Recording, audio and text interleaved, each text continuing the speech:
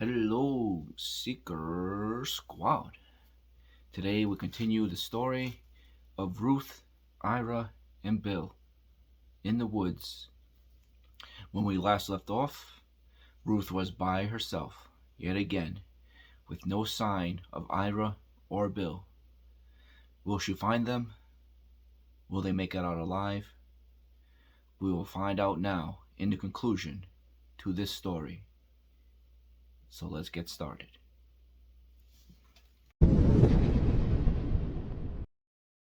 It's been 2 days since I lost Ira and Bill, and it's been raining hard. The water came through the roof of my shelter, and it broke me out of my trance. I added wood to the fires so they should last a few more hours. I've also taped the knife to my hand. Bill told me I should do this before, in case I had to run and fight at the same time. I'm hiking back north to where I saw him fall next to the tree. Back to where the whistlers surprised us. The whistlers are not the only things you have to worry about in these woods. There's bears, coyotes, all big predators. I can hear them circling the camp at night. I was told while hiking to make a lot of noise as to not surprise a carnivore, but I suspect the loud noises draws in the whistlers. Prey species don't make a lot of noise. They move in silence. And after what happened to Lillian, Jeff, and most recently Ira, I have no doubt we are the prey. So I decided to move in silence. I kept the game trail to my right and the fires to my back. When the wind wasn't blowing hard, I would whisper for Bill, pausing only slightly to hear if he called back. After about an hour, I lost my concentration and I yelled, "Damn it, Bill! Where are you?" To my surprise, I got a response. It was a clap. So I clapped back. Another clap. I followed the claps until I found him, slumped against a tree in damp clothes. I sat down beside him and tore the knife from my hand. "Where are you hurt?" I asked. He pointed to his ankle. It was still wrapped, but all swollen now. He sat quietly, but grimaced as I pulled off the sock. His foot was a dark blue color and bruised all over. "Where is Ira?" he asked. "I could smell the smoke from your fire." "I don't know," I answered. "I couldn't catch him. He didn't have a backpack weighing him down. He ran over the ridge, but when I got there, he was gone. If he has seen my fires, he has not responded." I needed to fix Bill's foot if I had any chance of moving him back to camp. I took off the dead man's wool socks and put them both on his bad foot. They were a little small, so they acted like a compression sock. He had tears in his eyes as I did this. I looked at him and said, "You're lucky. I don't think it's completely broken, just badly fractured." But Ira would know for sure. I looked for a strong branch Bill could use as a crutch, and then I helped him up and we started the walk back to camp. It was uphill and Bill is 6 feet tall, so it wasn't easy walking with half his body weight on mine. He was in a lot of pain and had tears in his eyes, but we made it back to camp without stopping. Only after he collapsed in the shelter did I think to myself, did I push him too hard? But it didn't matter now. We were safe. Or at least as safe as we could be. I gave Bill the last of the aspirin and elevated his foot, but we have no food, and there's nothing to catch in this area. But I'll worry about that tomorrow. Tonight, I have to fix the leaky roof and keep the fires going. Ira will see it, and he will come back before Bill has to move. I just know it. The swelling on Bill's foot seems to have gone down, and I've got some food by throwing rocks at birds. Not being able to move much, Bill has made a bow out of some wood. He said he'll use the bird feathers as part of arrows, and maybe some fish flies. He saved the biggest feather for me to use as a quill, in case my pen dies, he said. We need to scout the area before moving again. I could hike to the top of the peaks, but I don't want to leave Bill alone. It's not that he's helpless, it's just We're both so tired. Plus, if I lost him again, I don't think I could keep going. Not knowing what happened to Ira is bothering Bill a lot. The Whistlers were behind us. He was in front of us. If they were hunting, they would have caught me, he said, so they couldn't have been hunting. What did they want? And why did Ira not stop running? At night, we hear whistlers in every direction, but they don't move in closer. It's like they just want us to know they're there, and that we're trapped here, in their home. Not really any new news today. The weather is dry, but much colder. Winter seems to be holding off, but I fear once it starts snowing, it'll all come at once, covering us and any points of reference. I improved the shelter, and I caught a rabbit, so we have food. Bill keeps trying to rush the healing process by putting weight on his foot. I have to constantly tell him to take it easy. Still no sign of Ira. Also, not sleeping well. It snowed last night, and just as I feared, it snowed a lot.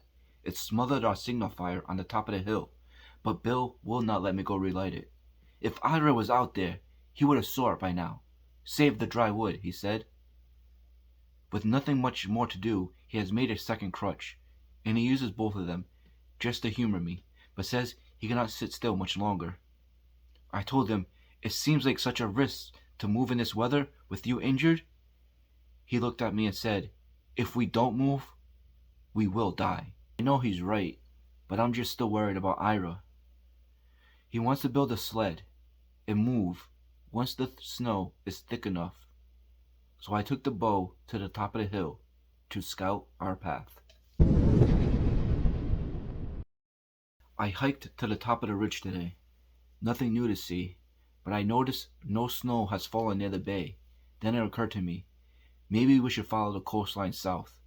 We can set a new fire on the beach every day and leave it smoking. Maybe a passing plane would see it, and maybe Ira would see it from wherever he's hiding. Bill said we are leaving tomorrow. What about Ira? I asked. He shrugged his shoulders and said, don't know where he went, don't know where to look, and don't know how he is. My eyes started to water, and I said, if we leave, we may never see him again. Bill just got up, turned away, and walked to the shelter and curled up as if he was going to sleep. I looked out over the valley, trying to keep my tears quiet, hoping Ira was out there somewhere and he would be back soon.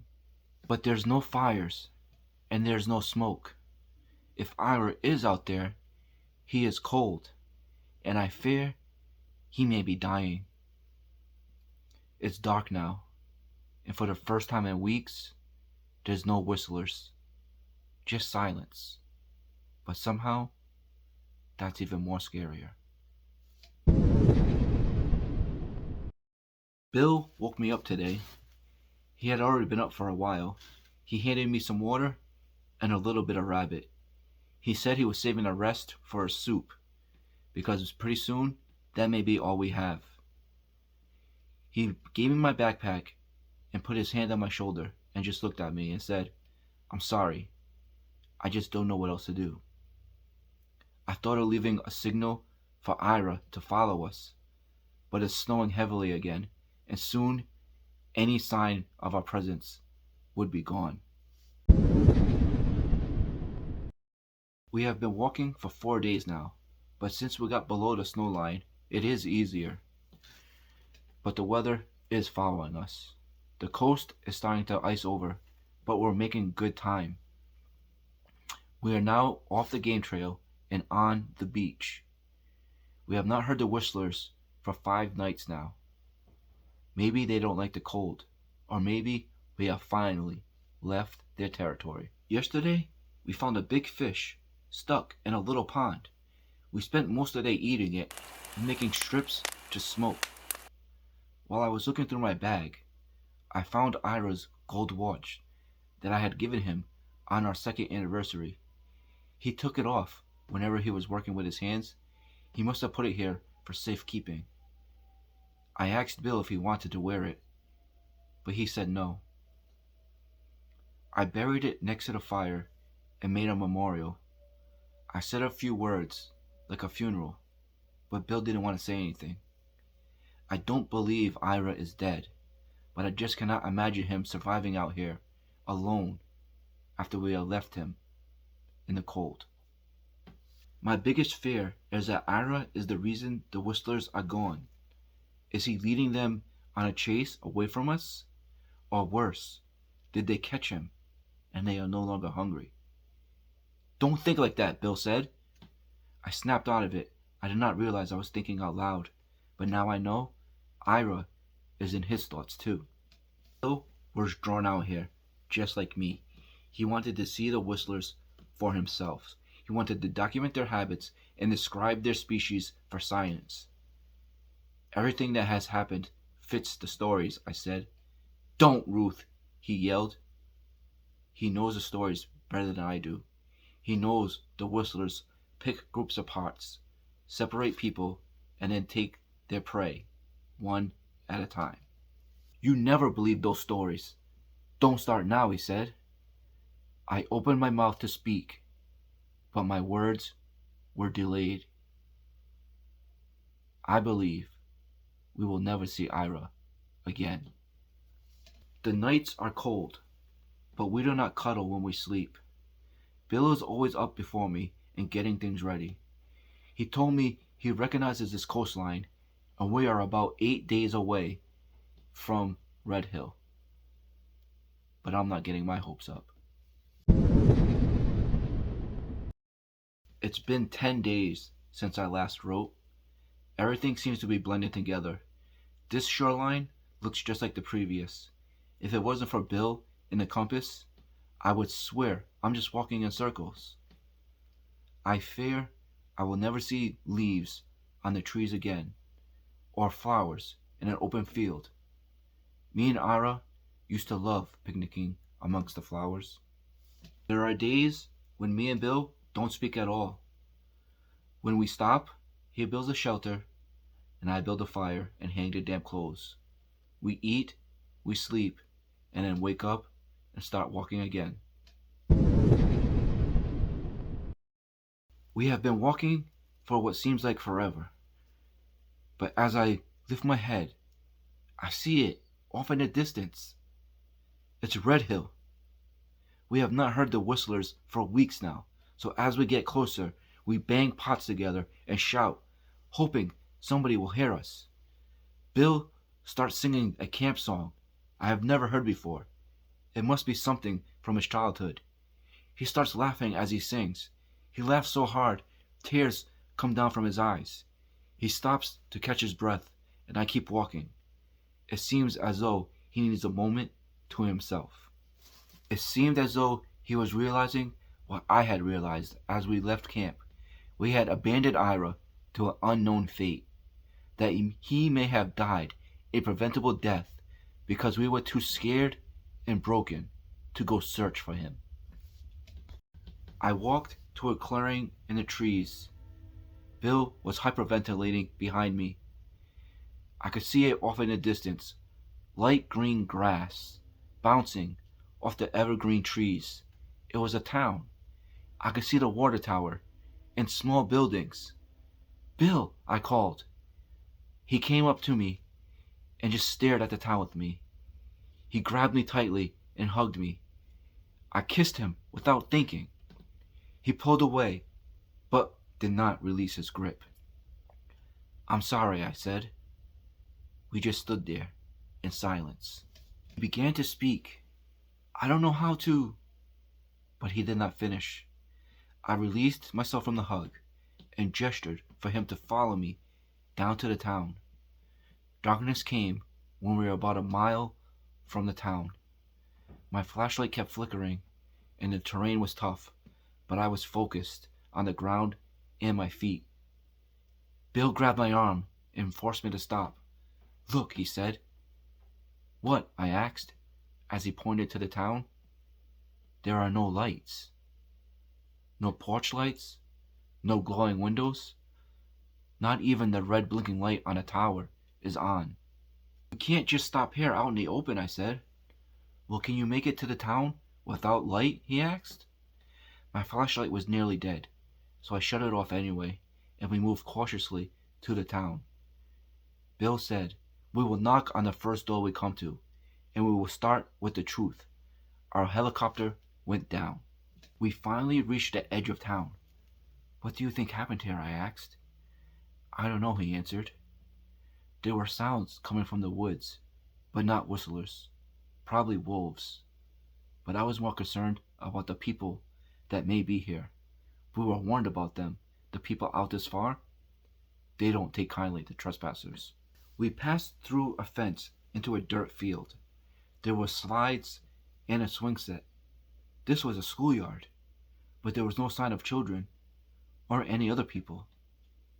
I turned my light back on, and Bill turned on his headlamp.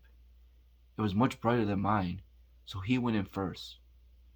He passed through the swing set and headed towards the first door we saw.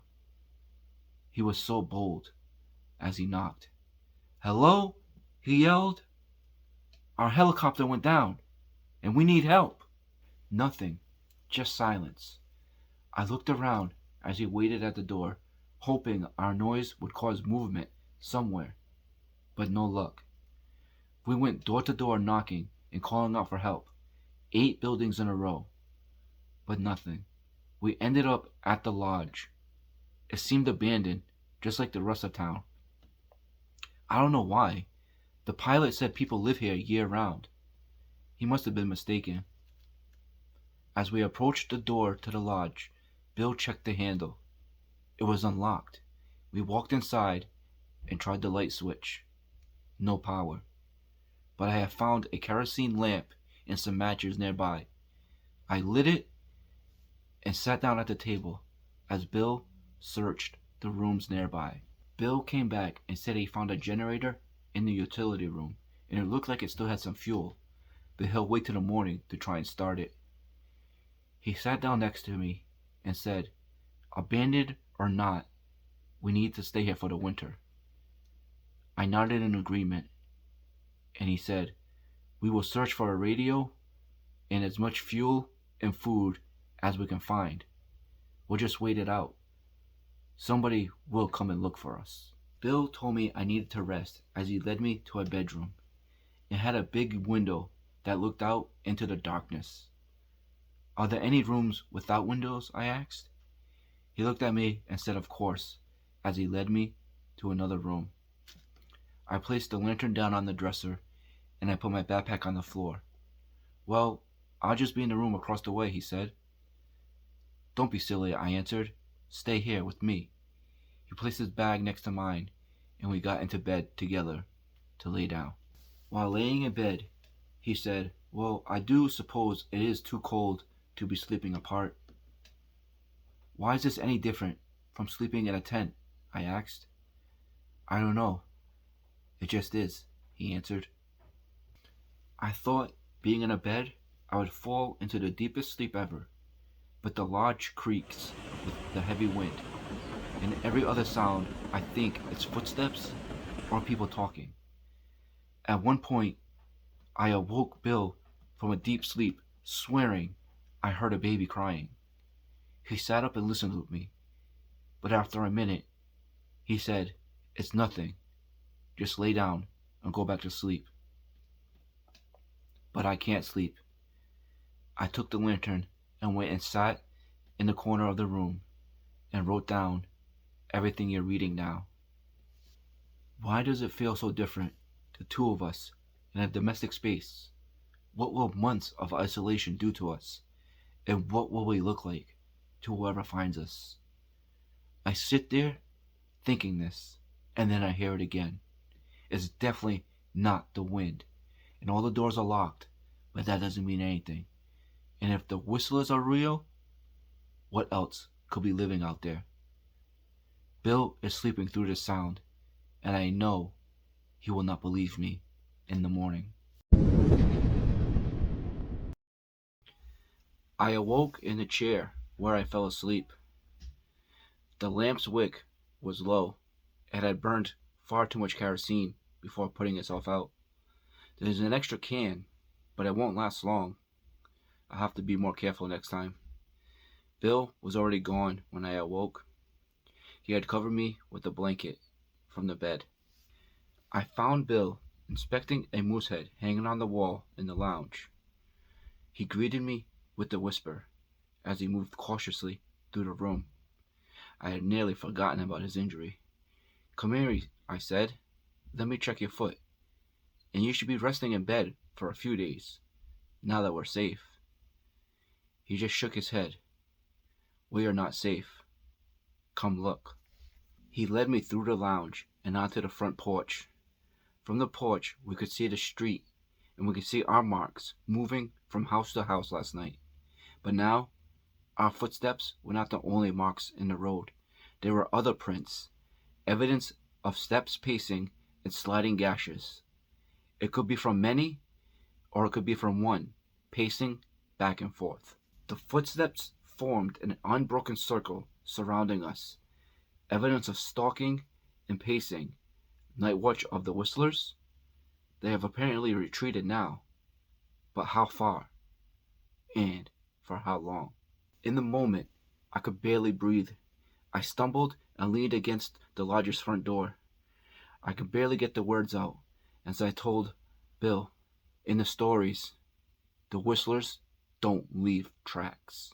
Bill just kept a straight face and shrugged his shoulders. "They look human to me, like an old man dragging his feet." "What's wrong with you?" I asked. Bill shook his head and guided me back inside. "It doesn't matter if it's the Whistlers playing a game with us, or if it's the residents of Red Hill that suddenly reappeared last night. It doesn't even matter if it's mole people, or Lillian and Jeff, back from the dead. We cannot stay here now. We must move on. There's a closet. It has a good tent, tarps, and lanterns. You go gather those, and I will see if I can find a running vehicle. We must get out of here." I stopped in a doorway. "No, we cannot split up again. We are no safer during the day than we are at night. We cannot make that mistake again." "Fine," he said. "I will gather the stuff from the closet. You go to the kitchen and get the food, and then we will hunt for a vehicle together. Agreed?" I nodded in agreement. I was not completely on board with Bill's plan, but how far could we go before hunger stops us, or the cold, or the harsh environment? We both saw this land from the air. We saw the ghost towns surrounded by endless wilderness. We both know Red Hill has no outlet. The single road leads west to a dock and an airstrip that freezes over every January. The mail comes by boat, but only in the summer. Bill knows we have nowhere to run, and maybe the Whistlers know that too. I tried to gain my composure, one task at a time. Food. I walked into the kitchen. The cupboards were nearly bare, as one would expect them to be at the end of the season. There was only a couple canisters of stale flour, a gallon-sized can of fruit cocktail, and some crumpled together tea bags. I opened the fridge, but the stagnant air poured over me, forcing me to gag before I could shut it. I looked around. Rancid meat, plastic-wrapped food dotted with black mold. I must have gagged loudly because soon Bill was in the doorway, breathing heavily like he had been running. "What's wrong?" he asked. "The fridge is full of spoiled food." "That doesn't make sense," he said. "They would have cleaned everything up before closing for the season." "But they weren't closed for the season," I said, my voice shaking. "The front door was unlocked. The table and chairs were still out. The TV cabinet in the lounge wide open. Even the curtains in the bedrooms were not drawn shut." He nodded. "And gas in the generator? Nothing winterized? It's like they left in a hurry." The back of my throat was dry now as I walked to the walk-in freezer. I pulled open the door, expecting another wave of stagnant odor, but deciding that the spoilage in the freezer could be the final piece of evidence of the emergency exit theory, proving that something had gone horribly wrong for the residents of Red Hill. Bill stood beside me, covering his nose and mouth with his hand, expecting worse. But the food in the walk-in held up a little bit better than what was in the fridge. There was some rotten meat wrapped in paper, and the ice and ice cream had melted in confined containers, as if the power outage was routine. There was a deep, musty, almost rubbery smell. Then I felt Bill's hand creepily shaking down my shoulder, as if he was trying to pull me towards him. "Don't look, Ruth," he yelled. "What?" I asked. But now I was looking towards the back of the freezer.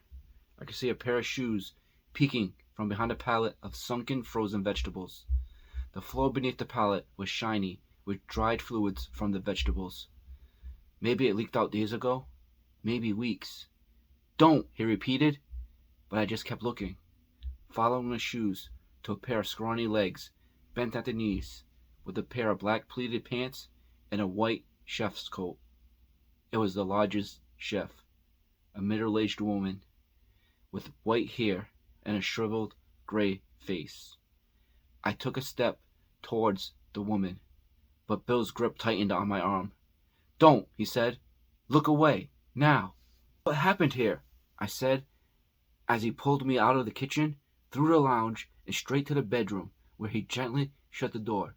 He placed me in bed and wrapped me tightly with the blanket. The dead chef makes less sense to me than even Gary. She died indoors, where the beds were still made. The fridge still had food. What happened? She should have been safe. "Why would they leave her here?" I asked. He didn't answer me. He just knelt down by my feet. When he spoke, he asked me, "What did you hear last night, Ruth? You woke me. You heard something." "A baby," I answered. It sounded like a baby crying. He replied, "I heard that the whistlers will mimic stuff that you're used to. They will try to lure you in. You can't let them do that, Ruth. You mustn't let them do that." I was dazed and I couldn't speak, so Bill just kept talking.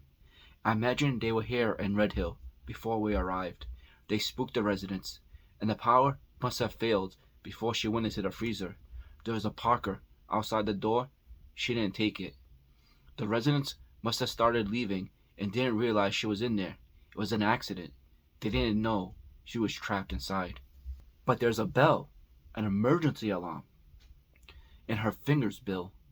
Her fingernails were all torn up by the door handle. So maybe there was nobody left to hear the alarm. Maybe everyone else." I sat straight up in bed. That night in the hail, when Ira was howling, it couldn't be stopped. They got in his head, didn't he? Maybe they got into her head too. "You think her people locked her in there?" I was trying to speak reasonably, but I couldn't.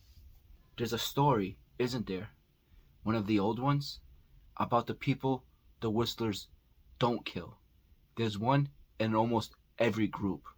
One who succumbs to some kind of madness, tearing at their own flesh, killing their companions. Lillian thought it was some kind of Stockholm syndrome. Bill nodded. He was the one who told me the story. Years and years ago. A father, his wife, and his children. The father had sent a message saying he received a warning. So he killed them all, his wife and his children. But when the police arrived, there was no sign of anybody, no sign of any struggle. It was like they had vanished into thin air. Bill told me to lie down and rest for the rest of the afternoon, but I just couldn't. "I'm ready to go," I said, and we wasted no time. We packed our bags in silence. I was greedy, overstuffing my bag with the blanket from the bed, spare batteries, candles, matches, and the remaining kerosene. Bill found a handgun and some ammunition. He braved the freezer one last time and found keys in the chef's coat. He came back and said she had wrote something. There was a clipboard on the wall of the freezer, and on the back of a page she wrote this message. I understand it now. After all these years, after all these long winters of hearing those damn things howling in the woods, they were protecting us. The whistlers stand with their backs towards us. They stand between us and something terrible. They were protecting us from whatever it is. They were keeping it at bay. It was a warning.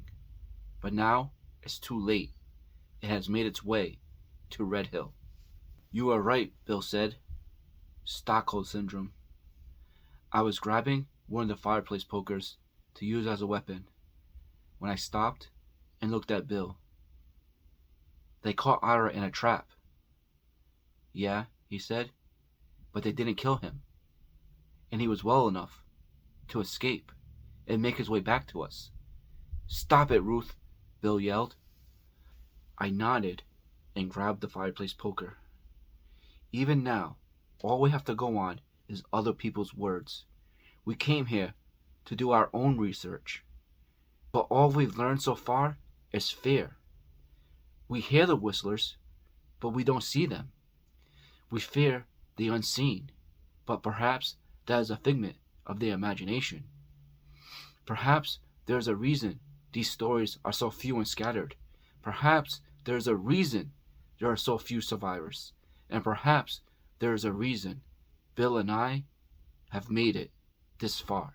We wrote a note and left it on a table next to the front door. It was our names and the date and contact numbers for our families, plus an apology that we didn't do more for the woman in the freezer, but we couldn't spare the time or energy it would take to bury her. I took the parka from the kitchen and put it on over my jacket. Bill was layering his clothes also. We started to walk away from the lodge, crossing the barrier of whistler tracks, listening to see if we could hear them. In the daylight, it was clear. Red Hill had been evacuated in a rush. There was logs stockpiled next to nearly every structure, plants on the porches drying out, and a garage door that had been left open. Not many vehicles, Bill said, as we walked down dirt road leading out of town. Then this road must lead somewhere, right? They got in their cars and went somewhere. To a dock or an airstrip, maybe. We could follow this road all day and just wind up at a dead end. But still, it's better knowing. Better than just sitting here, waiting to starve. Or worse. We checked all the houses as we walked down the street.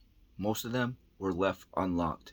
One still had the keys dangling in the doorknob. In one house, we found a revolver and a dog trapped in the pantry. As we opened the door, it ran off straight into the woods. Didn't even look back. We ended up finding two vehicles. One looked like it would run, and they both had about half a tank of gas. Bill stood there, leaning on one of the vehicles, as if to say, "We're saved." But I just stood there, staring. I could not shake this sick feeling I was having, and I could not get the chef's final words out of my head. "What if we don't leave?" I said. "What?" Bill asked. "You said it yourself. We could reach the end of this road and still be stranded. We could get to the coast, and there's nothing there. We could end up in the woods, on foot, again, exposed to the whistlers." "We're exposed here," he yelled. "Did you not see those tracks?" "I did," I answered. "They were everywhere last night. They surrounded us. But we're still here. For months, the whistlers have been on top of us, but yet we're still here, alive, and breathing. Tell that to Lillian. Tell that to Jeff." He looked me right in the eyes. "Tell that to Ira." I was blinking away tears, but I was not sad, just overwhelmed. "Give me one more night inside, Bill," I begged. "One more night to wash, to be warm. I'm so tired, Bill. So tired." He didn't agree fully, but we returned to the lodge. He parked the vehicle out front and loaded it with gear and tools, as if to remind me that our stay here was only temporary. After loading the vehicle, we locked and barricaded all the doors. We took one of the beds and dragged it to the lounge and placed it in front of the fireplace for warmth. Bill looked at me and said, "We're leaving at first light." I just nodded and replied, "Okay, I'm going to take a bath." He replied softly, "I saw towels in the closet in the hallway." I had not even added the water to the tub yet, and I heard Bill running down the hallway.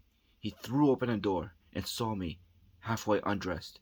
He shut the door quickly and spoke through the door. "It's them." We stand in the hallway, away from the windows, and just listen to them howl. Then it clicks in my brain. It is a warning. Danger. Bill handed me the revolver. It had 4 bullets left. He kept the handgun. It had a full clip. We stood there in the doorway and just waited, and Bill whispered, "There's at least 4 of them. Close enough. I can hear footsteps." The sound was coming from every direction. The front porch steps started to creak. They were coming closer, but from this angle I could not see out the front windows, and the light from the stove and the lanterns barely reached the front door.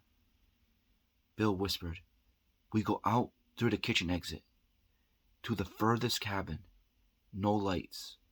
Just run for it." It sounded like a fine plan.